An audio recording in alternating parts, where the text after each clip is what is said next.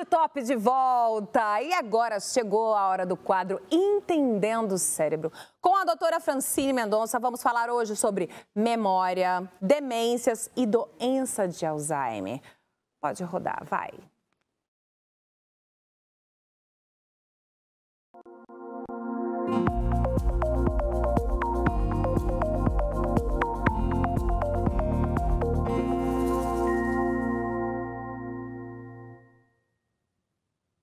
Boa, agora sim é com você, doutora Francine. Boa tarde, bem-vinda. Muito obrigada e muito boa tarde. Hoje nós vamos falar sobre um tema muito frequente nos consultórios de neurologia.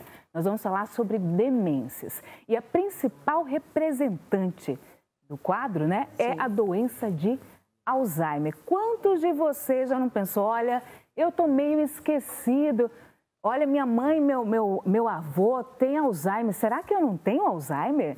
Então, vamos destrinchar esse tema por aqui, não é, Gi? Boa! Vamos começar então com as causas, né? Existe uma causa? Não, você falou bem, você falou meu avô, né, a minha mãe, dependendo da idade. O Alzheimer é uma doença que vem com a idade ou não tem nada a ver?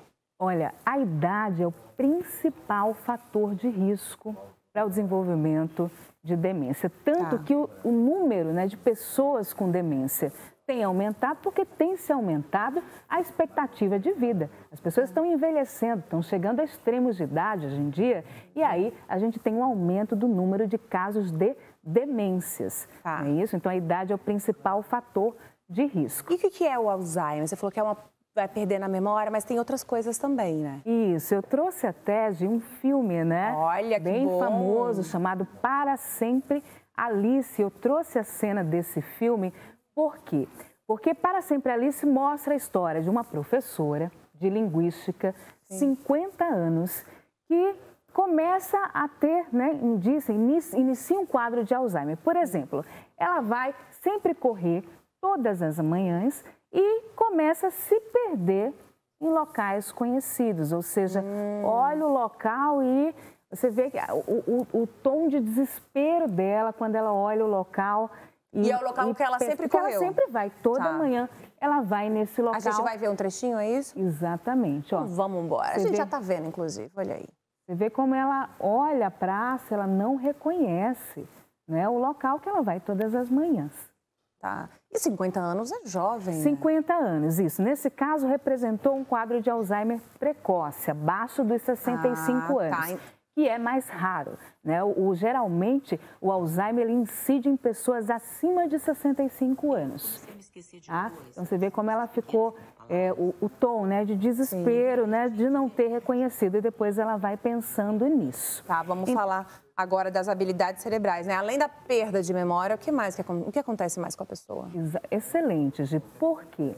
Porque para a gente pensar em demência, a gente tem que entender que para a gente se relacionar, para me relacionar com você, para me relacionar com o ambiente, nós temos habilidades cerebrais, tá? Então, nós temos ferramentas do cérebro. Uma delas é a memória, tá? Quem tem doença de Alzheimer começa primeiro a perder a memória recente. Então, eu falo uma coisa para você, depois você me fala uma coisa e depois eu pergunto de novo, porque eu não lembrei o que você me falou.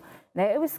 A pessoa esquece compromissos, esquece, por exemplo, até que jantou, que almoçou, esquece que tomou remédio, por exemplo. Então, começa a perder a memória recente. Isso é uma habilidade cerebral que pode ser perdida com os quadros de demência. Entendi. Outra seria a função executiva.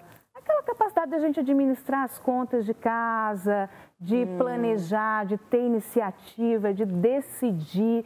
Então, isso é a função executiva que também pode ser perdida. Trocar os nomes também, a minha avó, gente, né? Deus me engane, acho que ela não tá, mas ela troca o nome de todo mundo. O nome dos filhos, dos netos, isso pode ser um indício? Isso pode ser um indício. Por exemplo, esquecer o nome de um neto. Isso pode acontecer. Muitas vezes essa troca de nome é muitas vezes falta de atenção, geralmente. Não vê bem qual é o neto, chama, troca os menino, nomes. vem aqui. Melhor falar menino, vem aqui, menino. Melhor falar menino que não erra, né? Então, existem outras habilidades, como, por exemplo, linguagem. Tem pessoas que vai num discurso, esquece quer falar o nome de um objeto comum e esquece esse nome. Então, o discurso não fica fluido, fica travado, dificuldade de compreender, tá? Outras pessoas perdem uma outra habilidade cerebral, que é a capacidade de você perceber o outro, como o outro está agindo. A gente coloca como empatia até, né? Entendi. Então, olha, essa é uma... Não sabia. Essa possibilidade. Era um indício. Vamos voltar só um pouquinho no filme, né? Para Sempre Alice, que ela teve o Alzheimer, né? Precocemente. Por que isso tem uma explicação hereditário ou não tem? Excelente a pergunta, Gi, porque assim, a maioria dos casos de Alzheimer é esporádica, tá? Não tem relação genética direta, entendi, tá? 5% dos casos, em média, é de transmissão, né? É um quadro genético. Geralmente, o Alzheimer precoce, ele tem uma relação maior com a transmissão, né? Com um quadro genético, não é isso? O Alzheimer em si, né? Ele é causado por um acúmulo de proteínas, tá? E elas passam a se tornar anormais e se acumular, formando placas e emaranhados no cérebro, tá? Entendi. E essas placas e emaranhados, elas dificultam a conexão dos neurônios cerebrais. Ah. E aí vai se perdendo, né, essas habilidades cerebrais. Mas isso não tem uma causa?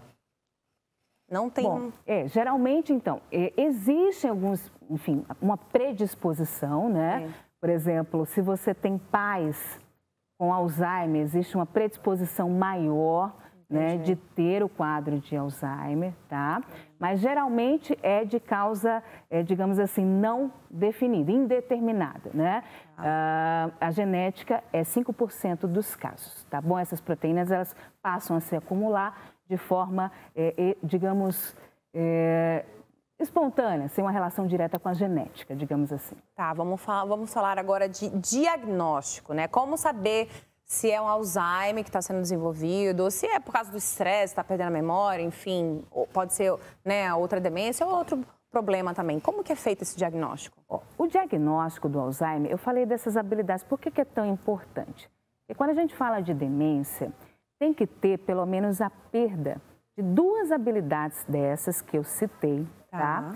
E o indivíduo, ele tem que perder a funcionalidade, ou seja, antes ele conseguia administrar as contas, agora não está conseguindo mais, ele conseguia fazer um mercado, não está fazendo mais, conseguia sair sozinho, está com dificuldade, então ele perde a sua funcionalidade. Aí a gente já pensa num diagnóstico de demência. Logicamente, no consultório, a gente consegue fazer testes, tá? Para testar essas habilidades cerebrais, essas habilidades de memória, tudo, testes de figuras, enfim. Nós testamos as várias no consultório. Nós podemos lançar mão também de exames, tá? Exames de sangue, exames de imagem. Também. Por quê, Gi? Isso é importante porque, assim, é mais raro, mas existem causas de demências que se pode reverter. Imagina, tá? O Alzheimer pode reverter, não? Não. O Alzheimer está no grupo das demências irreversíveis. Mesmo se for descoberto no começo, no início? Mesmo no começo. Ele evolui, não se tem cura. Existem medicações para tentar lentificar a progressão, tá? Mas existem as demências que são reversíveis. Quais são elas? São aquelas causadas, por exemplo, por infecções como a sífilis, são aquelas causadas por deficiências de vitamina, como vitamina B12, ou alterações na tireoide. Diminuição da função da tireoide pode causar demência. Olha, você acredita? Tumores cerebrais. Então, muitas vezes... Olha que... Por isso que eu falo, a gente tem que fazer exame de tempos em tempos, né? De 6 em 6 meses, e em todas as idades, né? Eu tava com disfunção, eu te falei, né? De tireoide. Então, assim, e aí tem que entrar com medicamento, eu não sabia disso, olha aí. Tem que entrar com medicamento, exatamente. Disfunção da tireoide é uma das causas. Outra causa que é bem interessante é a depressão. Quando o indivíduo tem depressão, ele pode ter lapsos de memória, déficit de atenção, e aí muitas vezes é confundido com demência. Mas, na verdade, a gente usa até um termo pseudodemência, falsa demência. Uma vez tratando a depressão, a gente consegue reverter o quadro, tá?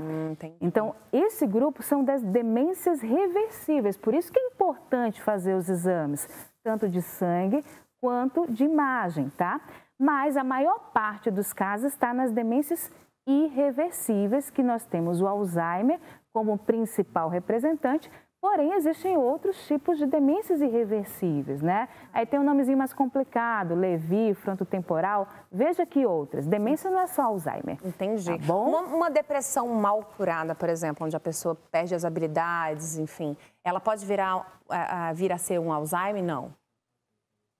Então, existem estudos que colocam transtornos depressivos, né, com alguma relação com o desenvolvimento de Alzheimer. Tanto que a depressão é um fator de risco prevenível, digamos, modificável. Sim. A gente consegue atuar nela e, assim, evitar, sim, a evolução para o Alzheimer. Exatamente. Então, gente, depressão é uma coisa séria, né? Que muita gente acha que não, é frescura. Não é. Olha, um quadro de depressão, né, mal curado, pode vir... É um fator de risco. É um fator de risco, né? É um fator de risco modificado. Tem um exame também chamado PET cerebral. Esse exame serve para quê? Então, em alguns casos, não todos, tá, Gi? A gente pode lançar mão de exames mais específicos, tá? Geralmente, no diagnóstico basal, nós lançamos mão de exames laboratoriais, de uma tomografia ou uma ressonância, tá? Mas alguns casos mais específicos, dúvidas diagnósticas, nós podemos pedir os exames mais específicos como o PET cerebral, né? Que é esse que está na tela, que ele mostra a função de cada região do cérebro, bem interessante. É um exame mais específico. Por exemplo, o que está mostrando aqui? Então, tem áreas que estão mais vermelhas. Essas áreas que estão vermelhas significam o quê? Áreas de mais atividade, aquelas que estão mais apagadas são áreas de menos atividade. Né? No Alzheimer, por exemplo, a região temporal e parietal é que está menos ativa. Já, por exemplo, em demências por corpos de Lewy. A porção é outra demência. Tá. A porção posterior está mais comprometida. Então, só para exemplificar para vocês que um exame como esse pode mostrar áreas que estão mais ativas em uma demência ou então, enfim, pode diferenciar as demências pelas áreas de atividade. Qual é a prevenção para o Alzheimer? Então, a prevenção do Alzheimer é bem interessante. A gente tem que abordar muito isso aqui, que é algo que a gente pode trabalhar, né? Existem vários fatores de risco para o Alzheimer. Hipertensão, diabetes, obesidade. Nossa, tudo isso? Fumo, tá? O baixo nível de estímulo cerebral. Então, a gente vai ter que falar em como estimular o nosso cérebro, tá? Por isso que quando a gente fala de depressão como fator de risco para o Alzheimer, certo? É porque na depressão a gente tem uma diminuição do estímulo cerebral, não é verdade? Sim. O indivíduo se isola, fica apático, né, perda de iniciativa, enfim, uma série de uma série de fatores da depressão que pode diminuir o estímulo cerebral. O isolamento social. Agora, né, com a pandemia... Com a pandemia, quantos pacientes... Aumentou muito o caso, doutora, de Alzheimer? Nossa, muitos pacientes chegaram no meu consultório dizendo que piorou os problemas de memória, que está com mais dificuldade de realizar tarefas, de concentração. Por quê? Porque a pandemia, ela gerou um isolamento social absurdo, não é verdade? Sim. E se a gente se isola socialmente, a gente perde o estímulo cerebral.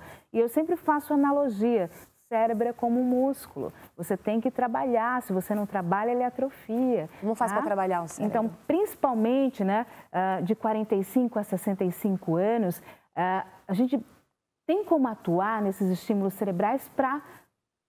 A gente consegue atrasar o início da demência. Isso fazendo palavras cruzadas? Isso, a gente pode fazer uma série de coisas. Leitura, escrita, atividade intelectual de uma maneira geral. Serve, olha, todo estímulo é válido, caça-palavras, palavras cruzadas, jogos de cartas, jogos de tabuleiro. Quebra-cabeça, tudo isso. Quebra-cabeça, exatamente. Aprender um novo instrumento, aprender uma nova língua, tudo isso está estimulando o seu cérebro. Trabalhem o seu cérebro, isso é muito importante, tá? Outra coisa, muitas pessoas têm problemas auditivos que não são detectados, tá? Então, a audição, perda de audição, diminui o estímulo cerebral. Veja, a gente consegue perceber o nosso ambiente através dos nossos sentidos, visão, tato. Aguçar todos os sentidos também podem retardar aí o aparecimento do Alzheimer, é isso? Exatamente. Se você não tem audição funcionante, você diminui o estímulo cerebral. Então, veja quantos fatores. Controlar a pressão, controlar o diabetes, controlar o não fumar, né? Álcool evitar, né? Traumas na cabeça, então quem trabalha esportes, né? Que trabalha com muito, enfim, traumatismos, né? Enfim, que tem muito trauma na cabeça, deve-se trabalhar para evitar. Poluição, né? Então, quanto mais próximo de ambientes arborizados, isso evita também, é fator de risco modificável, né? Para quadros de demência. E todos esses estímulos cerebrais, atividade intelectual, precisa ser feita. Então, estimule os seus idosos, compre uma revistinha, uma caça-palavras, coloque os seus idosos em casa, enfim, em contato com pessoas. Não adianta ficar só assistindo a televisão, não, né? Não. Muita gente quer ficar só assistindo televisão e não é por aí, né? E outra coisa, a atividade física. Sim, né? Estimula o cérebro também. Nossa, a atividade física é primordial. Agora, uma dúvida. Muita gente, jovem ainda, por exemplo, tem dificuldade de... vai no endereço várias vezes, não consegue voltar. Perde o carro no estacionamento e não sabe onde colocou. É uma déficit de atenção isso aí. Isso pode virar um Alzheimer? A pessoa tem que trabalhar mais essa atenção? É algum indício, alguma coisa ou não? Olha, no jovem, o que acontece, tá? Eu sempre falo, hoje em dia nós temos múltiplos estímulos. Veja, lá atrás, quando eu era novinha, eu tinha um celular grandão. Você é novinha ainda, gente, quando eu era novinha, olha isso. 18 anos, meu povo. Não, que eu falo pequenininho, assim, eu tinha um celular, aquele tijolo, que você só ligava e recebia ligação. Hoje nós temos um celular super moderno, com múltiplos estímulos, com rede social, né? Nós temos tablet, nós temos TV, nós temos múltiplas informações chegando que não existia antes.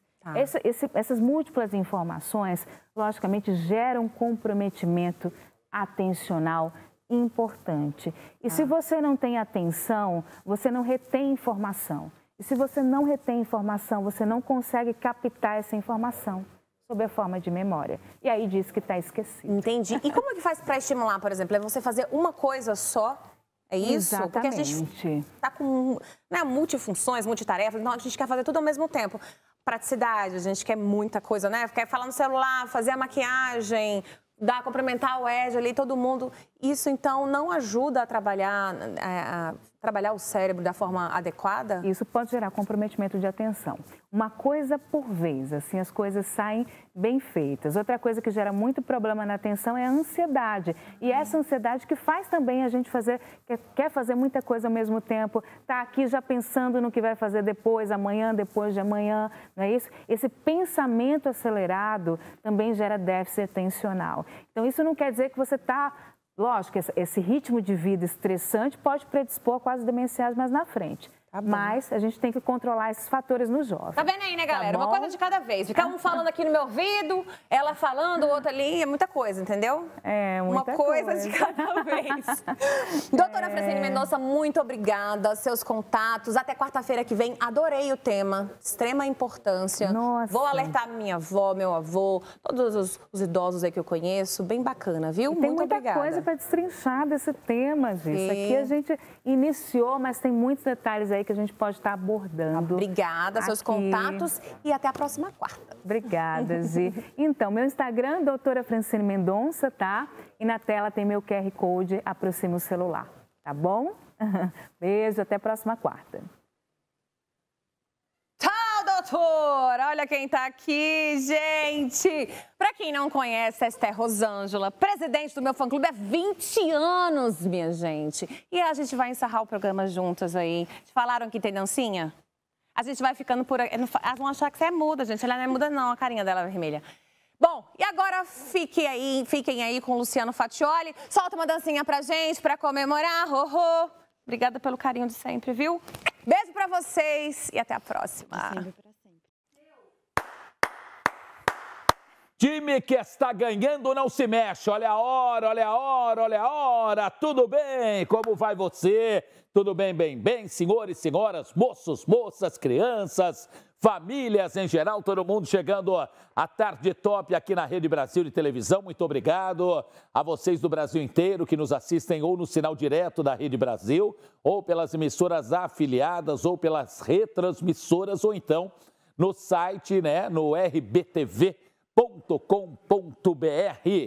Confesso a vocês que hoje é o momento tortura do programa, porque o aroma está espetacular, sendo que eu estou proibido, por enquanto, de tocar em algo que esteja já pronto, em algum ingrediente. Se não, Andréa Macarian, nossa diretora, que comanda a nossa retaguarda, Diego Alemão e a Flávia Loira prometem me arrancar a cabeça, cortar as mãos e, por tabela ainda, Maria Zilda Alves Menezes falou que vai ajudar. Que história é essa, Zilda? Boa tarde, boa noite, bom tudo para você.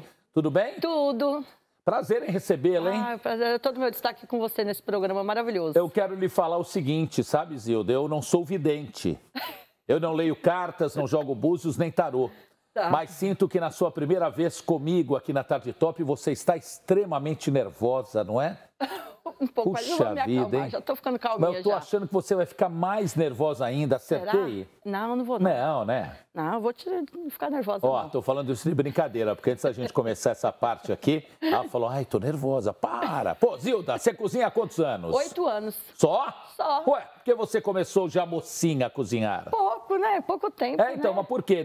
Não, apenas... já cozinho desde os 13 anos, mas que eu trabalho com doces, bolo, já tem 8 anos, vai fazer 9 anos. E dos 13 até 8 anos para trás, o que você fazia profissionalmente? Cozinhava com meus pais, meus irmãos. Tá. Cuidava da família. Tá. É isso. Trabalhou em outra área, não? Já trabalhei de telefonista, já fui recepcionista, já trabalhei no Banco Central. Tá. Aí depois eu Banco Central, vê aquele monte de dinheiro, não dá vontade de pegar um pacote e levar para casa? Nossa, quando eu chegava lá, que eu via aquela pilha de dinheiro, eu falava, meu Deus, quanto dinheiro. Eita, nós, olha só. Dinheiro. Você é de São Paulo mesmo? Sou de Goiânia e moro em São Paulo já há 30 anos. Ô, Goiânia, em que bairro você mora aqui em São Paulo? Em Embu das Artes. Em Embu, sim, Embu é colada, cidade colada a São Paulo.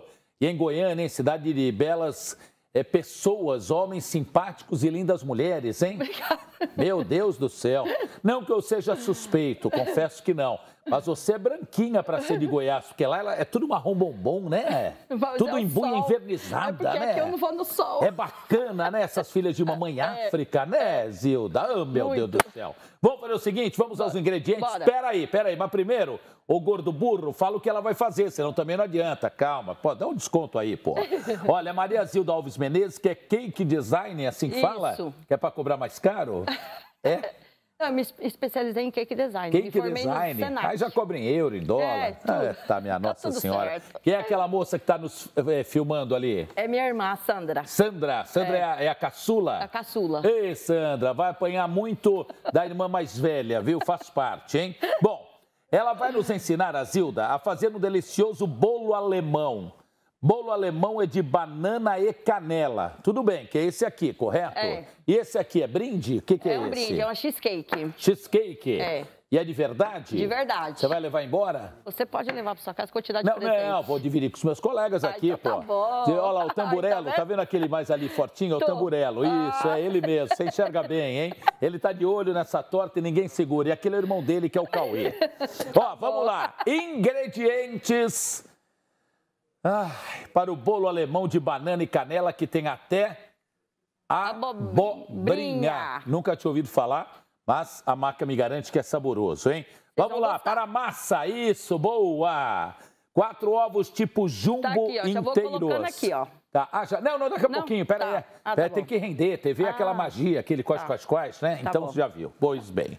1 colher de sobremesa rasa de essência de baunilha. Tá aqui. 180 ml de manteiga sem sal, derretida e morna. Tá aqui. 200 gramas ou 2 bananas nanicas grandes picadas. A banana é nanica ou é grande, afinal? A nanica, fala que tem que ser nanica mais, como aquele sertanejo fez, que fez cirurgia de aumento, perfeito. 150 gramas ou uma abobrinha italiana média picada. Tá aqui. 350 gramas de açúcar refinado e peneirado. Aqui. 4 gramas ou uma colher de sobremesa de canela em pó. Tá aqui. 275 gramas de farinha de trigo. Tá aqui. 4 gramas ou 2 colheres de chá de fermento em pó. Aqui. 2 gramas ou uma colher de chá de bicarbonato de sódio. Tá junto aqui com o fermento. Vamos emendar o recheio, Maca? Vai, já manda pro ar aí, vai. No recheio, 200 gramas ou 2 bananas nanicas grandes cortadas em cubos e canela em pó. Isso. E para a cobertura, também manda pro ar 120 gramas ou uma banana grande cortada em fatias diagonais. Já tá aqui. E ainda 40 gramas de açúcar premium ou glaçúcar. Aqui. Glaçúcar, é isso? É, tá, glaçúcar peneirado. Tá aqui já, peneirado. Legal. Então, esses são os ingredientes, tanto para a massa, quanto para o recheio, quanto para a cobertura. Já, já, você vai nos ensinar, então, Maria Zilda Alves Menezes, que é cake design, é este bolo alemão de banana e canela. Olha, essa época mais fria, com cafezinho com leite, vai bem, hein? Nossa, muito bom. Gostoso, hein? Com suquinho, vai a gosto do freguês, né? Mas cafezinho com leite nesse frio, com bolo desse... É mesmo? Muito bom. Minha Nossa Senhora. Então tá bom. Seja bem-vinda. Obrigada. Você é a primeira vez comigo. Já vem em quais programas aqui da casa? Já Canane eu já venho bastante tempo já. Já tem uns 3 anos que eu venho Canane. Legal. Então vou te pedir uma gentileza. Olhando em uma das câmeras aqui, você, por favor, fale. Nani, eu não participo mais com você. Agora só no horário do Fatioli. Você pode me fazer essa gentileza? Então... Por favor, a Andréa Macarinha que está pedindo, por favor, vai. Nani, olha, um beijo no seu coração, eu vou vir com você e com o Fatioli. Não, fala que não vem mais com ela, não, vai, fala, com você não veio mais, vai, olhando ali, vai. Nani, meu amor, você mora no meu coração, mas eu não venho no seu programa. Boa, Zilda! Nani Venâncio, tchau. Vai andar que o mundo é grande, agora a Zilda é nossa e o boi, a vaca ninguém lambe, já era, pronto, tá resolvido. Marcelão, fica hoje, não tem jogo do Tricolor, pô, come um bolinho hoje, pô, vai, fica aí, pô. Ricardo Edgar, fica aí hoje, por favor, pô, por favor, né? Bom, esse é o tema, então já já a gente conversa, tá? Bom. O Mac, ela pode começar ou aguarda? Aguarda, né? Ah, ela pode ir começando? Mas vai ligar o liquidificador.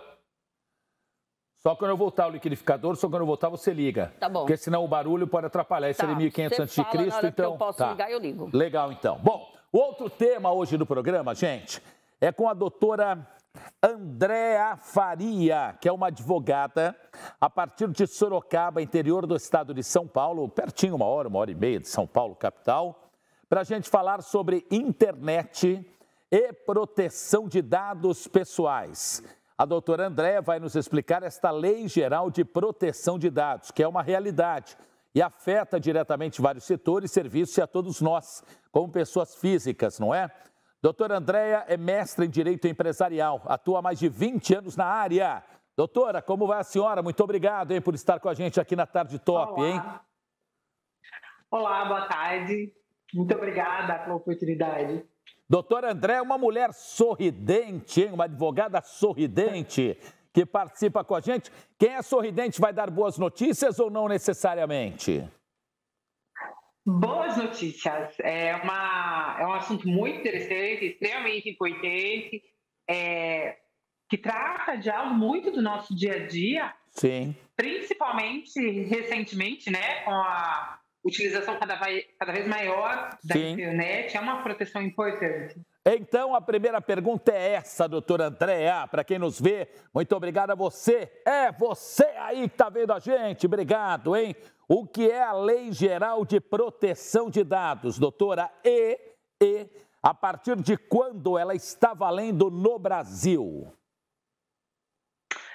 Veja só, é uma legislação extremamente importante que já está valendo. Ah, já? Ela está valendo já. O que tem tomado maior relevância recentemente é que a partir de agosto podem ser aplicadas multas para as empresas que não respeitarem essa legislação.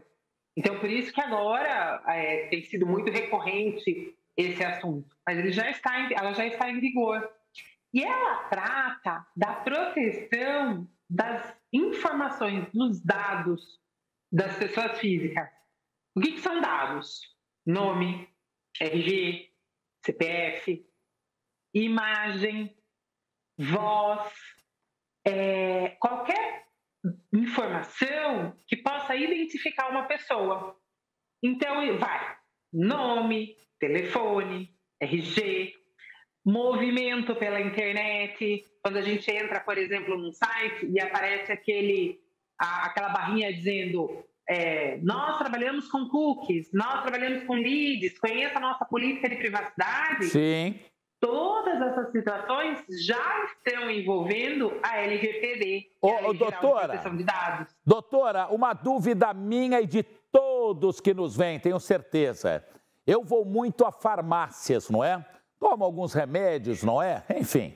E aí vou muito a farmácias. Por que toda vez que eu vou na farmácia me perguntam seu CPF, seu endereço, seu telefone, o que tanto eles querem? Vendem meus dados para alguém? É isso, doutora Andréa? É isso mesmo. É exatamente isso. Um dos grandes focos da Lei Geral de Proteção de Dados foi proteger essas informações. Porque o que acontece? Você entra na farmácia e fala, vamos preencher um cadastro para você ter um desconto, para ter uma informação, cadastro de fidelidade, e aí você expõe a sua vida. Você pode expor a sua vida? Bom, se você quiser, tudo bem, você pode. Tá. Mas olha só, pela Lei Geral de Proteção de Dados, agora nós precisamos saber exatamente o que a farmácia vai fazer com essa informação e precisamos autorizar expressamente se houver intenção de compartilhar essa informação com outro prestador de serviço. Então, aquela situação, você chegou na farmácia e vem, precisa preencher um cadastro. Tem animalzinho de estimação? Tem pet? Porque não se tem cadastro. Tem, de repente você começa a receber propaganda de ração. Uma dúvida. Eu e qualquer pessoa, né, aqueles que nos assistem em especial, nós podemos nos negar em qualquer estabelecimento comercial ao fazer uma compra? É seu CPF? Não tenho. Não tenho, eu não quero falar. Tá. Seu telefone? Não tenho. Se eu não quiser repassar nenhuma informação, é um direito meu e uma obrigação do outro lado, de quem está comercializando algo, me vender aquilo? Exatamente isso. Exatamente isso. Por quê?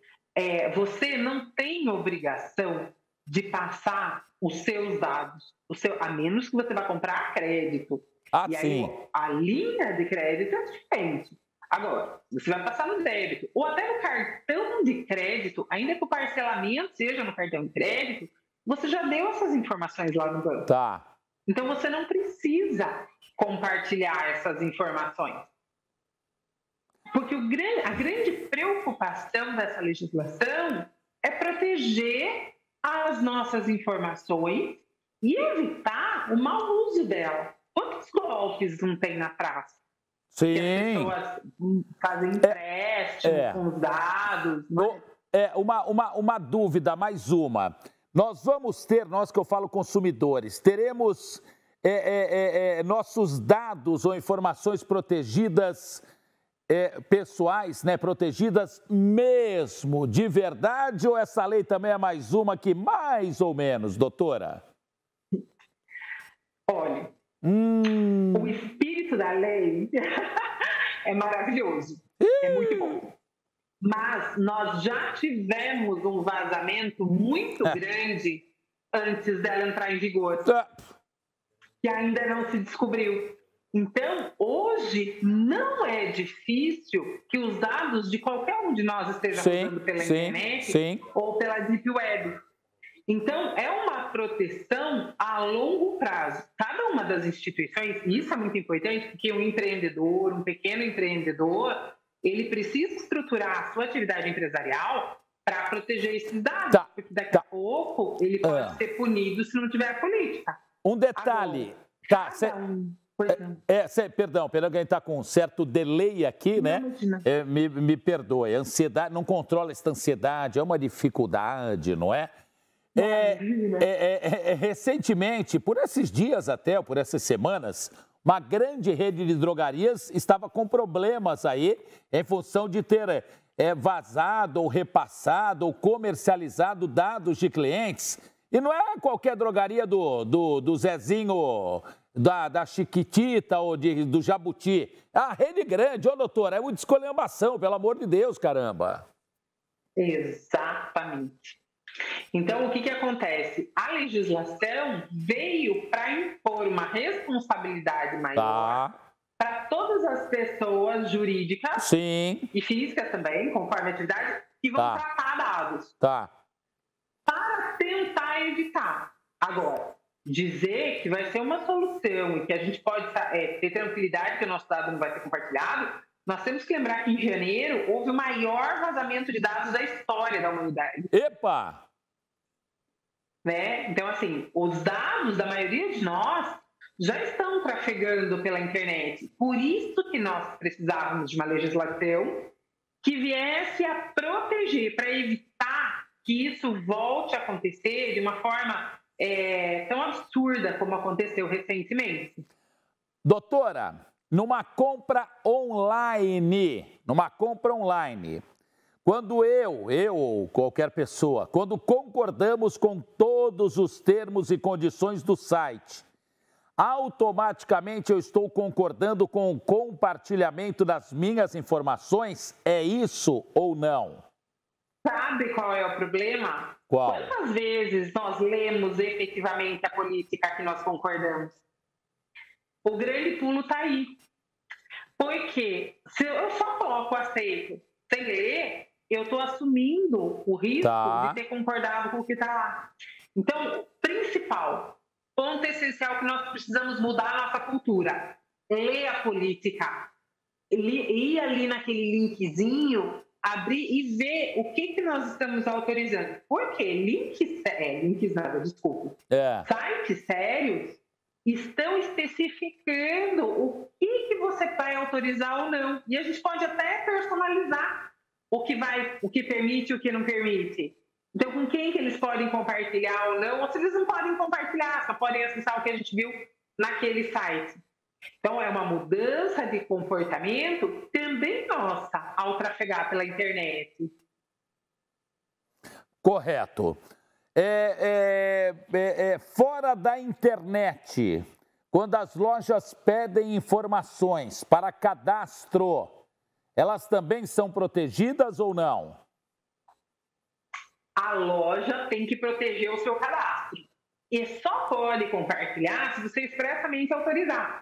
Então, veja só, a pessoa comprou um apartamento, uma coisa super comum, que foi o primeiro caso de condenação. Comprou um apartamento, vai lá, daqui a pouco liga a pessoa do gás, da cortina, do modulado. De tudo, do box, de tudo. Como que essa pessoa soube que você comprou esse apartamento? Ela é vidente. Porque foi compartilhado. Isso mesmo, ela é vidente. O que aconteceu? Já houve compartilhamento de informação. Você acaba de alugar um imóvel e já começam a oferecer serviço. De onde que saiu essa informação? Então, quando nós vamos fazer um contrato, é preciso verificar se há autorização de compartilhamento. E o empresário, a empresária, também precisa tomar o cuidado. Quer compartilhar a informação? Precisa de um banco de dados? Vamos validar esse banco de dados. Pede autorização por escrito para o consumidor. Porque ele pode. Festa, ramo de festa, né? Tem a cake design. Sim. Aqui. Precisa dessa informação. Basta pedir autorização por escrito, né? E pode até por WhatsApp. Para compartilhar com segurança. Perfeito. Olha aqui, como é realmente uma questão de mudança de comportamento. Doutora Andréa Faria, advogada, ela que é mestre em Direito Empresarial, atuando há 20 anos, mais de 20 anos nessa área. Muito obrigado. Quais são os seus contatos, por favor, doutora Andréa? No Instagram, Andréa V. Faria. E aí, pelo Instagram, eu costumo postar informações e tudo mais. Legal, ó. Eu tô para levar aqui o Marcelão, o Cauê, Ricardo Edgar, o Rony, o Tamburello, levar a Juliana, levar a Amanda Françoso, todos aqui para um passeio em Sorocaba, onde a senhora reside. Devo levá-los à padaria para comer a coxinha da Padaria Real ou comer a costela na Costelaria do Osmar? O que a senhora me recomenda? Olha, é melhor passar o dia, almoçar e depois tomar um café da tarde comendo coxinha, hein? Porque os dois lugares são deliciosos. Dá tempo de fazer as duas coisas, né? Com certeza. Muito obrigado, doutora. Depois do intervalo... Obrigada. Muito grato, muito grato. Depois do intervalo, o Tarde Top vem com Maria Zilda. Não é atriz, não. É a Maria Zilda Alves Menezes, Cake Design. Na pauta, a atração é bolo alemão de banana e canela. Segura, filho, que vem papinha para você. Até já.